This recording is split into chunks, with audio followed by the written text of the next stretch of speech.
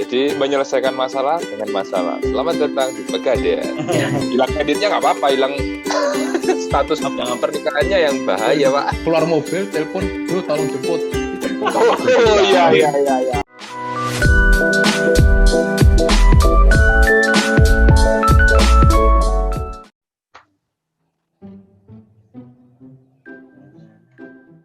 Halo. Everyone. Halo. Ketemu lagi sama kita berlima. Biasa aja yang masih biasa bersama teman saya. Siapa? Pojok. Saya Hendy. Dr. Ferry. Saya Dodo. Saya Cucu. Ria. Oke. Yang udah nonton episode kemarin, kita kan bahas masalah PPKM tuh. Itu masalah bangsa itu kan. Wah, itu Apa? Masalah bangsat. bangsa. Oh, Bangsa. bangsa. Gak pakai T. Tapi bagi sebagian orang bangsat sih memang. Iya. Ya benar. Itu mau menyelesaikan satu masalah dengan menimbulkan masalah baru yang lebih pelik lagi atau lebih ribet ya, karena yang satunya masalah kesehatan berhubungan dengan nyawa, yang satunya masalah ekonomi keuangan berhubungan dengan nyawa semua gitu. Iya betul. Loh, jadi Ya. Jadi menyelesaikan masalah dengan masalah. Selamat datang di Pegadaian. Wah, promosi Pegadaian ini ceritanya. Bapak Penggadaian bukan gitu maksudnya. Ya. Jadi masalah yang timbul adalah masalah keuangan ya, financial gitu. Jadi yang sebelumnya udah ada masalah semakin bermasalah. Yang sebelumnya nggak ada masalah timbul masalah gitu. Jadi masalah keuangan itu menjadi satu topik penting. Nah, makanya ada satu segmen baru nih kita, namanya Finance Talk, yang nantinya bisa kita recall lagi dengan mungkin ngajak pembicara atau orang yang nggak expert di bidangnya gitu kan. Kenapa enggak? Yang nggak expert di bidang. Kenapa Kenapa diajak? Salah ya, berarti ya intinya kita mau siapa tahu bermanfaat untuk keuangan kita berlima lah. Siap. Tolong dibantu lah AdSense-nya ya kan. Maksudnya itu toh. Untuk menambah Ya, masalah kalau dari aku pribadi nih, aku kuliah itu puji Tuhan, haleluya, alhamdulillah ya kan. Wah, Itu Om ada- Swastiastu nggak? Om Swastiastu itu kan kayak membuka itu ya apa Oh iya. pidato dong nanti. Jadi waktu kuliah itu aku ada income lah ya, lumayan kecil-kecilan gitu. Sebulan 1 M lah ya kurang lebih. Buset. Oh, anjir. Ember atau miliar? Itu bercanda. Nanti orang pajak denger Orang bahaya. pajak, tolong ya, catat ya. Bercanda Pak, maaf beneran. Aku kuliah dapat 1 M ya. Nah intinya Intinya Habis ini kan tax amnesty lagi. ya tapi nggak Kapan? gitu juga tol. Ya itu Ketahuan intinya. dong. Intinya waktu itu nggak kepikiran untuk nabung buat nyicil rumah, mulai nyicil rumah, terus memikirkan menikah. Ternyata akhirnya menikah juga. Waktu itu aku nggak kepikiran bakalan menikah sih gitu loh. Loh. Karena Waduh. Kenapa mau jadi romo kamu? enggak, pasangan nggak ada Masih satu. belum. Jadi, Us, emang nggak ada waktu itu beneran. nggak ada satu. Istriku, aku memang belum ada waktu itu, ingat. Sedang. Kan? Jadi balik. Jadi Ya. intinya itu tidak ada perencanaan atau untuk ngelola keuangan di situ. Oke. Akhirnya Oke. ketika waktunya tiba harus beli rumah, Waduh. harus menikah, harus apa? Nggak kepontalan, cuman kayak ya udah nggak tersusun gitu. Ada efek kagetnya. Waduh, gitu. Kok ternyata ternyata ini gitu. gede juga biayanya semua ya. Gede. Keteteran. Gitu. Tapi kok berani nikah, Mut? Nggak punya Berani duit dong. tapi berani nikah. MBA. Mumpung ada yang mau. Waduh, kalau MBA enggak. Pengamanan ketat kok waktu itu, jadi nggak sampai. Oh gitu. Oh, pakai pengaman. Kan sekarang masker double. Dulu pakai karet double berarti. 3 biar lama. Tiga Oh. ply. Apply. Iya. Teman-teman, mohon maaf, ini finance talk bukan sex talk. Oh iya. Finance, Oke. finance. Segmen yang lain ya sex talk. Tolong. Ya itu jadi sulit ya. Jadi ternyata harus diatur. Gitu. Jadi setahun sebelum nikah aku mulai ngatur gitu. Jadi ngaturnya agak telat, agak kedandapan. Jadi apa yang tujuan finance-nya terlalu numpuk jadi satu, deadline-nya jadi banyak gitu. Harus menikah, harus punya rumah, harus punya mobil mewah, harus punya bisa Nggak keliling harus dunia, itu. banyak sih. Mobil mewah nggak harus, coba Salah ya? kamu aja. Harus. Oh, itu salah ya. Ya itu sih kalau dari aku sih itu mungkin kalian ada yang atau mungkin kayak pandemi kemarin ya, awal pandemi itu banyak itu awal pandemi kemarin. Aku punya banyak temen tuh yang ngajuin relaksasi ya. Buat pijat. Refleksi. Oke. Bukan relaks yang relaks gitu, Teng. Maksudnya relaksasi kredit. Nggak salah iya. Teng. Maksudnya pandemi kan orang stres, Stres. mau relaksasi. Refleks, iya. Dua-duanya Iya. berarti. Tahu habis relaksasi hilang ya kan? Ya. Aduh. Hilang kreditnya nggak apa-apa, hilang status pernikahannya yang bahaya, Pak. Wah, Bahaya. Aduh. Lanjut relaksasi kredit ya maksudnya ya, relaksasi. Ya, kredit. relaksasi kredit. Jadi mereka kan dengan adanya pandemi gini kan otomatis income pasti turun dong. Apalagi kalau yang efeknya yang kita ngerasain dari PSBB ya dulu ya, namanya PSBB, apalagi terus PPKM lah. Nah, itu ada income yang sampai turun 50%. Bahkan yang WFH pun kan mungkin gajinya juga dipotong 50%. Iya, dipotong 50%, benar tuh. Nah, kenapa sih mereka kok sampai relaksasi kredit? Sebenarnya kesalahannya mereka itu mereka nggak ada budgeting. Jadi kita harusnya tahu nih budgeting yang tepat untuk kondisi keuangan itu seperti apa. Jadi ada maksimumnya untuk mengambil kredit. Nggak asal, pokoknya aku punya income nih 10 juta, berarti aku bisa kredit nih sampai cicilan 7 juta. Nanti makan, biaya hidup yang lain-lain bisa ngirit nih. Itu salah. Karena once terjadi kayak kejadian seperti ini, ya habis pasti. Iya, benar. Ya kan? Jadi kredit itu ada maksimumnya, kayak 30%. Itu sudah maksimum. Jadi misalnya penghasilanmu 10 juta nih, ya kreditnya kalau bisa cuma 3 juta aja. Jangan lebih. Terus banyak orang juga yang salah itu kayak misalnya nih, penghasilannya naik dari 10 ke 20. Terus 20 ke 30. Yang dulunya mobilnya Avanza ganti CR-V turbo, Pak. Wah, asik. Mau balapan. Mantap. Ya kan, mampu cicilannya 10 juta. Tapi mereka nggak mikir. Padahal di CR-V turbo sendiri itu kamu ngisi bensinnya berapa tiap bulan. Terus biaya maintenance-nya berapa, pajaknya berapa. Itu 1 tahun itu bukan 120 juta cicilanmu itu tadi, tapi kan lebih dari itu. Kan kamu cicilannya 10 juta nih tiap bulan. Selama 1 tahun bulan ya. 120 juta kan. Kamu 30 juta, 360. Padahal pengeluaranmu bukan hanya 120, Pak. Tapi untuk maintenance-nya bensin, terus untuk pajaknya, untuk lain-lainnya itu lebih dari itu. Nah, kita kadang-kadang nggak mikir, Pak. Kita pokoknya, mampu nih aku nyicil. Nah, padahal di luar cicilan itu ada biaya lain-lain yang memang harus dipenuhi. Nah, makanya kita perlu namanya evaluasi cash flow. Jadi,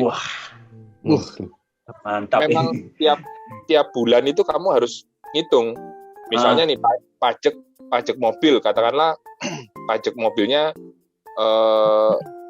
kalau mobilnya 500 juta, mungkin pajaknya sekitar 45 juta kali ya, dia. 5 juta.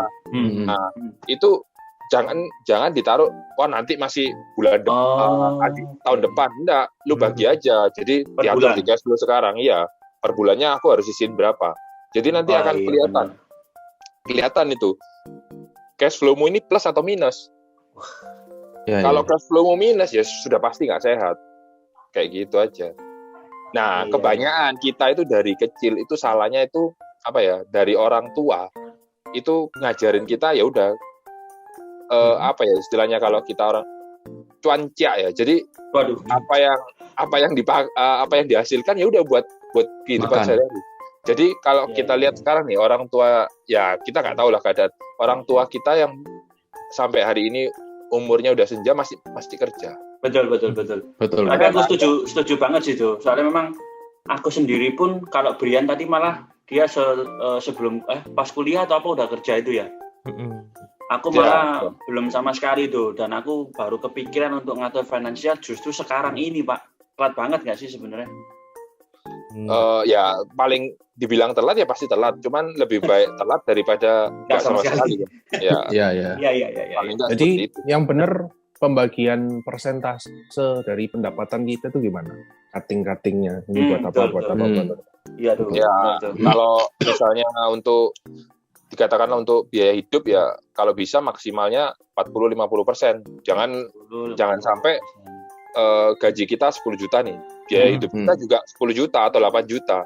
Karena kita ngikutin gaji. Ya. Foya-foya dong. Iya, karena dari misalnya gaji 5 juta nih, makanya tahu tempo. Begitu gaji 10 juta tiap hari makanya steak. Nah, itu kan ngikutin tahu. Itu dia. Nah, tahu tempenya double. Tahu tempenya double. Kan 2 kali lipat. Tapi kontrolnya itu yang susah tuh. Gimana itu ya? Karena mungkin pada saat kita nggak pegang uang nih, kita kan kepingin gimana ya istilahnya? Ya paling nggak nyenengin istri lah, misalnya udah punya keluarga, nyenengin keluarga dan sebagainya. Itu yang susah sih kontrolnya, Pak. Ya, nyenengin istri nggak perlu biaya, bro. Nah, itu. Kok nggak perlu contohnya? Itu kan? Ayo coba tolong jelasin dulu. Aduh. Ini kontroversi, Pak. Gimana, Pak? Oke, lanjut finance talk. Kalau sudah nyebur itu berenang, Pak. Langsung. Yang bisa nyelamatin ini. Mau nyelamatin aku juga bingung ini. Iya. Oke, jadi biaya hidup 40%. Ya, 40-50%. 50. Ya, itu macam-macam. Kamu boleh bagi nih ke sosial, terus investasi juga paling penting, dana darurat. Jadi macam-macam kamu harus bagi porsi-porsinya. Kalau dana darurat berapa persen? Ada yang mau nanya lagi? Dana darurat 10%. Dana darurat cuma 10% ya, itu? Iya, cuman diingat ya. Dana darurat itu kan cuma buat jaga-jaga. Kalau kita jangan masukkan kayak misalnya nih kesehatan dan sebagainya itu ke dana darurat, karena untuk biaya hidup kita wajib punya asuransi, Pak. Iya. Kalau kita lihat di Indonesia ini sangat nggak melek sih, maksudnya kalau dibilang untuk insurance mereka itu sangat minim ya. Mereka anggapannya insurance masih apa ya? Iya, padahal kalau di luar itu kayak Cece aku aja ya di Malaysia itu dia langsung ngomong loh. Begitu anak lahir itu tahu nggak asuransi itu ada 3. Asuransi kesehatan, iya benar. Terus asuransi pendidikan, dia langsung bikin asuransi waktu dia kerja. Jadi untuk modal kerja itu mereka langsung begitu lahir mereka siapin semua orang tua. Enak itu. Karena karena mereka mikirnya udah jauh ke depan. Sedangkan kita kan ya itu salah dari dulu. Kalau kita mendapatkan pendidikan finansial yang bagus sih harusnya ngerti juga. Makanya insurance itu penting. Tapi itu kan buat income yang 10 juta ke atas baru mikir asuransi lah. Kalau di bawah 10 yang pendapatan UMR lah. Misal anggaplah let's say kita ngomong 4 juta lah. 4 juta lah misalnya. 4 juta. Ya, let's say 4 juta tetap kalau aku sih paling enggak minim-minim lu punya BPJS lah. Ibaratnya seperti itu. Soalnya once kita sakit, apa yang kamu investasikan, apa yang kamu tabung, apa yang kamu hasilkan itu akan habis. Iya, benar banget. Tapi itu gampangannya gini, Pak. Sorry. Gampangannya gini. Kalau ibaratnya itu lu punya mobil nih, pasti ada ban serep kan? Betul banget. Sebenarnya lu bisa nggak jalan tanpa ada ban serep di mobil? Bisa. Tapi kalau ada apa-apa, resikonya adalah lu nggak bisa ngeban, Pak. Ya sudah, lu berhenti di sana. Stop akhirnya ya, nggak jalan lagi. Ya. Kok bisa tuh? Keluar mobil, telepon, tolong jemput, dijemput. Oh iya. Teleponnya kenapa langsung ke Dodo? Kan kayak ini ya, kayak banyak. Kayak kuis ya. Kalau misalnya nggak punya duit boleh telepon Dodo atau ya Dodo boleh. Ya. Jadi aku sendiri punya dana sosial bukan dana darurat. Dana darurat. Tapi ini ngomong itu dana darurat. Oh, di mana? Ya, dana darurat itu masukkan ke rekening biasa aja. Oh, nggak ada invest ya? Ya, rekening biasa aja channel tuh. Oh iya. Berarti kalian berlima masuk. Mau nyumbang ya? Boleh. Lumayan nih, berlima nih. Bukan gitu. Dana daruratnya barengan ya? Itu arisan apa dana darurat? Kayaknya sumbangan, Pak. Sumbangan, Pak. Tadi boleh juga itu idenya yang di Malaysia itu. Begitu lahir langsung disiapin ya. Langsung kepikiran bikin anak lagi aku nih buat tak coba itu programnya itu. Kepikirannya bukan kepikiran untuk ngatur keuangannya tapi bikin anaknya. Iya. Buat anaknya lahir dulu kan. Yang ini kan udah lahir. Iya. Relate, Pak. Betul. Ya, jadi mikir sumbernya dulu, Pak ya. Pas timingnya pas banget ini. Berarti dana darurat sama dana investasi beda ya. Darurat nggak boleh disentuh-sentuh buat masukin investasi, buat main-main saham. Nggak boleh, Pak. Nggak boleh. Karena dana darurat tuh nggak hanya untuk kebutuhan kesehatan. Misalnya nih, katakanlah lu nabrak orang, nggak sengaja nih, ya kan, nyerempet lah orang jatuh. Awas, tiba-tiba siap-siap tangan, kenapa ini? Nggak pandai kan biasanya kan ekstrim dong. Naik truk ya? Jalan sendiri, atau kan ekstrim dong. Iya. Itu kan kayak pengeluarannya nggak terduga, kamu ngobatin orang. Atau misalnya nih, amit-amit kalau misalnya ada orang tua atau apa yang meninggal yang terus harus kamu balik nama akte tanahnya atau apa, itu butuh uang juga gitu. Itu butuh uang cash gitu loh. Itu dana darurat juga, Pak. Dana darurat macam-macam. Tapi dana darurat itu kan menggulung. Kalau investasi itu masuk ke yang mana? Yang biaya hidup 40% itu atau yang enggak, sisanya? Pak, sudah sisanya. Jadi dari apa namanya? Dari net income dipotong untuk biaya-biaya itu nanti PD-nya yang kita dapat setiap harinya berapa, yaitu yang diinvestasikan. Ya minimal 10% lah. Jadi kalau misalnya ini tuh, mungkin kesimpulannya tuh ya, dari kita punya gaji ini 100%. Ya kan? 50% atau 40% untuk biaya hidup berarti. Ya kalau bisa ditekan seperti itu. Terus habis itu proporsinya yang lain 10% dana darurat. Investasi. 30% tadi itu. Apa? 30%. Tadi 30% buat apa tadi? Yang di awal itu? Nabung ya? 30% untuk ini. Kalau ada kredit. Angsuran boy. Angsuran kredit. Berarti 40% dia. Kamu bolehnya pakai kredit 30% maksimal. 40% maksimal ya. Jadi kalau 20% ya semakin bagus. 10% apalagi. Oh gitu ya. Siap. Anggaplah biaya hidup 50%. 30% cicilan. 10% darurat. Ini yang 10% sisanya buat apa? Di skin Mobile Legend yang kemarin. yang nggak dibeli itu. Masih inget aja lu. Akhirnya bisa beli kan? Masih inget aja.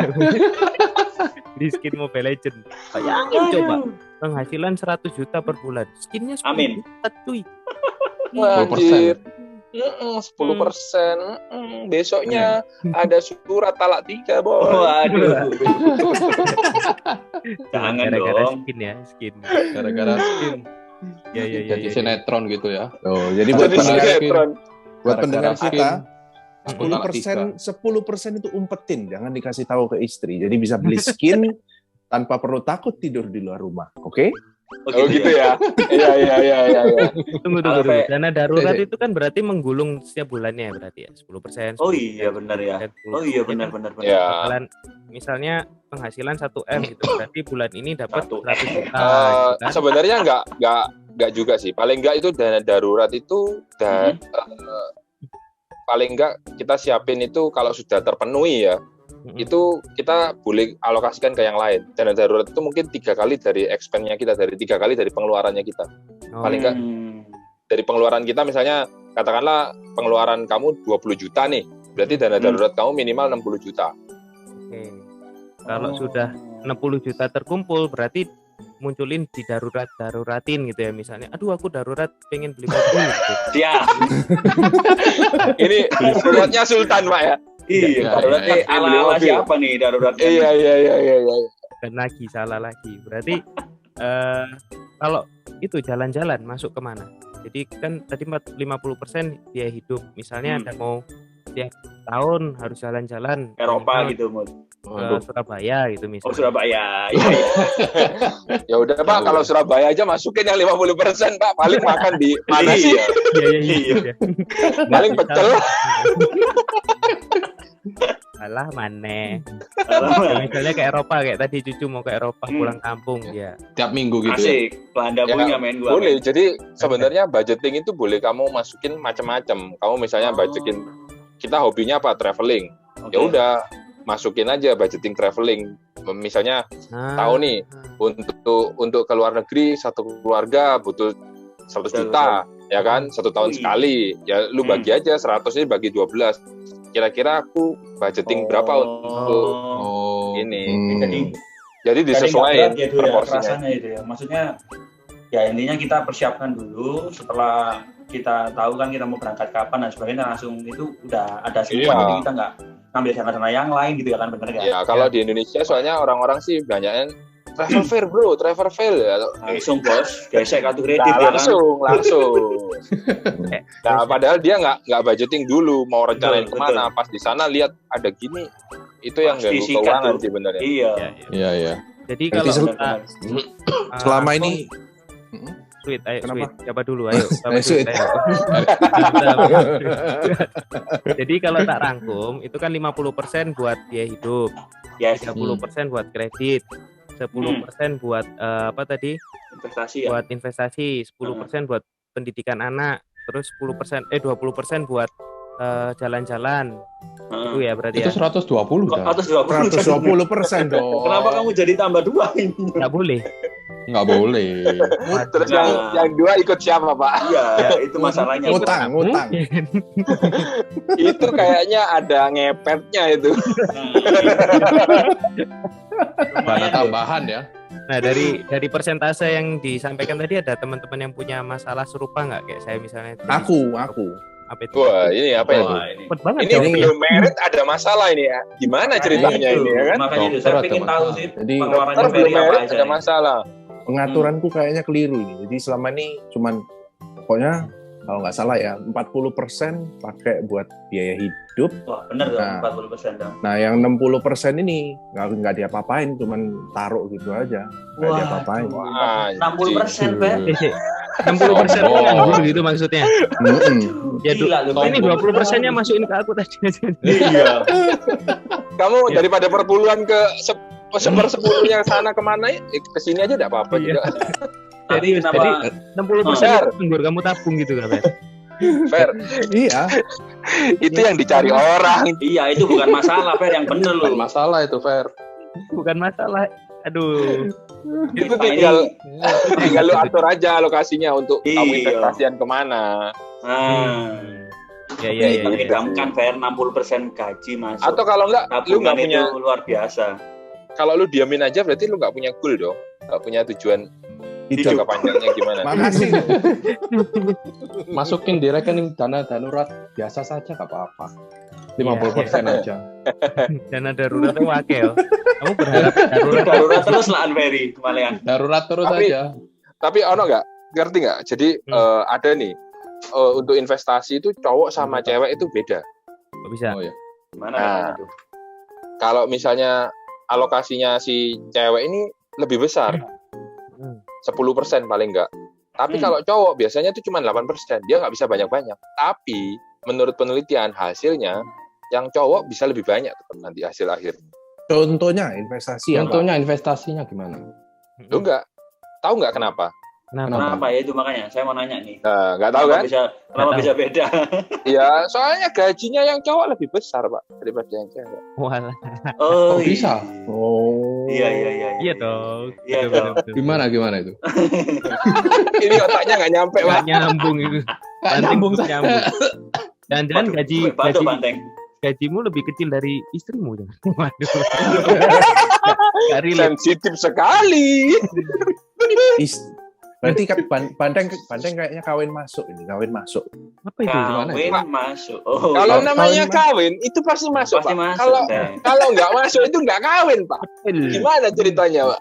Ya biasanya kan kalau kawin kan yang cewek ikut sama suaminya kan. Ini suaminya numpang hidup sama istrinya, ikut istrinya, ikut sama kayak aku berarti. Ya, bareng-bareng. Iya.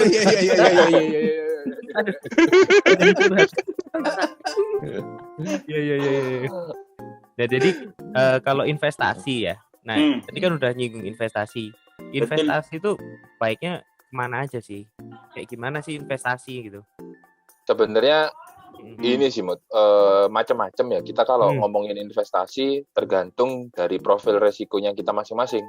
Karena kan ada orang yang nggak istilahnya profil resikonya ini rendah banget. Jadi dia istilahnya moderat lah. Dia nggak mau yang risknya terlalu besar. Dia maunya pokoknya uangku aman nih. Nggak apa-apa pertumbuhannya kecil aja, yang penting aman. Oh aku. Nah kalau orang seperti itu ya udah 60% lagi buset. Masukin aja ke deposito kayak gitu. Deposito ya. Ya nggak apa-apa, kayak surat utang negara, suku, bond gitu nggak apa-apa. Kamu ambil aja yang seperti itu. Tapi kalau misalnya pasti aja gitu ya berarti itu. Ya yang pasti aja. Kalau kita yang orangnya agresif, bolehlah kita masuk ke stok, trading. Oke.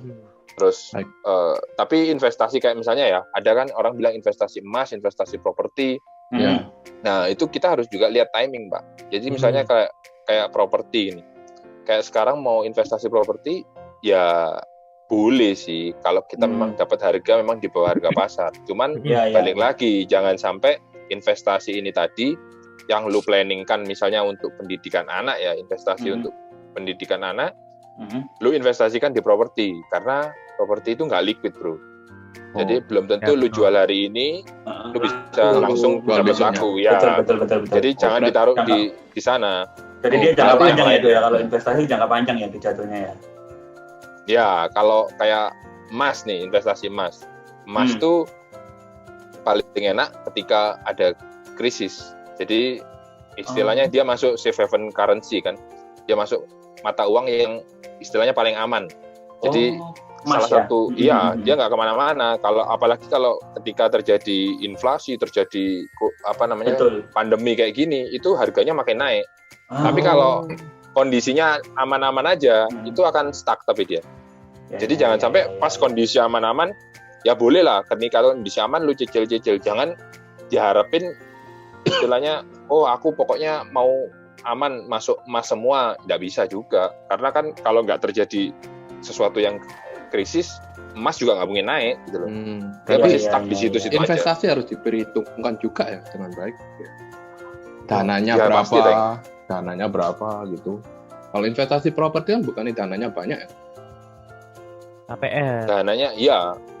Bisa kan kamu juga bisa KPR. Cuman properti itu bisa menjadi investasi ketika tidak kamu tempatin. Ketika kamu pakai sendiri propertinya, itu kamu tinggalin. Itu bukan investasi, Pak. Tapi itu menjadi biaya. Oh iya. Karena kan ada cost yang harus kamu keluarin. Terus kalau properti juga nggak kamu sewain, nggak kamu apa-apain, dia juga jadinya bukan investasi. Karena kan kamu keluarin. Jadi kalau kamu hitung juga nih properti ya, kan ada pajak PBB nih tiap tahun yang harus kamu bayar. Terus biaya renovasi rumah. Betul. Nah itu kamu hitung juga dengan nanti nilai kenaikannya, apakah sebanding? Oh iya. Kalau selain investasi emas itu kan ada juga investasi yang lain tuh. Bitcoin. Bukan. Ya lagi rame tuh, kripto sama saham. Bukan itu maksud saya. Apa itu? Investasi mbak. Apa? Investasi mbak. Oh, habis emas mbak tuh maksudnya. Habis emas mbak. Iya. Itu sekali nih. Tapi banteng ini luar biasa tapi. Maksudnya Dodo kan boleh kita bilang dia di antara kita yang paling expert finance ya. Kena banteng tadi ngomongin investasi emas, investasi mbak, Dodo langsung bingung.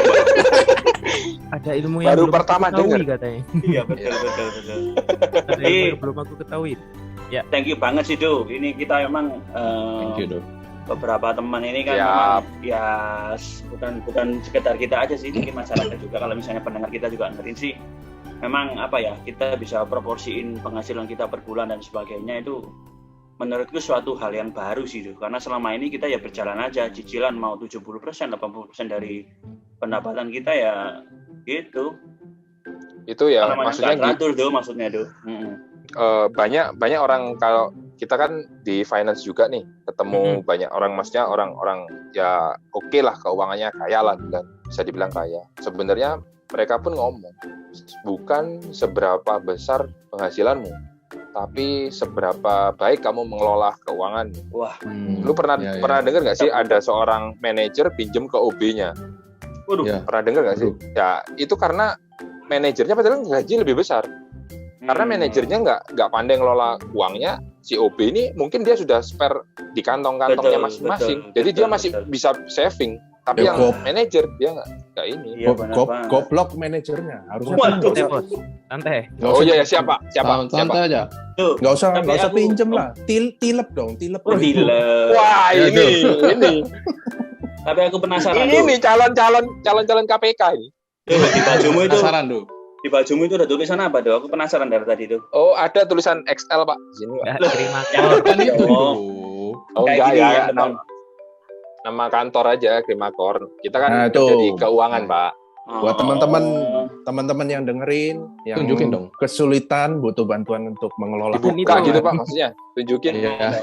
Itu tulisannya itu biar tahu. Bukan pinjemin dana, Pak. Ini kalau teman-teman ada pinjam ya, simpan pinjam ya. Jadi intinya sih ini ya, guys ya, apa namanya? Kita bisa bagi-bagi secara persentase. Yes. Tapi yang paling utama kan kita tetap harus kerja dong. Kalau nggak kerja kan kita nggak dapat. Iya, pastilah. Dan sebagainya kita mau bagi seperti apa, benar nggak sih? Betul. Paling penting jangan lupa kerja, jangan mikirin kerja, tapi nggak kerja gitu. Nah, buat teman-teman yang punya pertanyaan tentang finance itu langsung DM aja atau komen. Jadi dibantu sama kita di next episode kedepannya di finance talk kita. Oke? Teman-teman. Siap. Kita sharing masalah finance. Oke. Mantap guys. Thank you guys. Oke. Ini dulu ya. Yes. Bye-bye. Bye.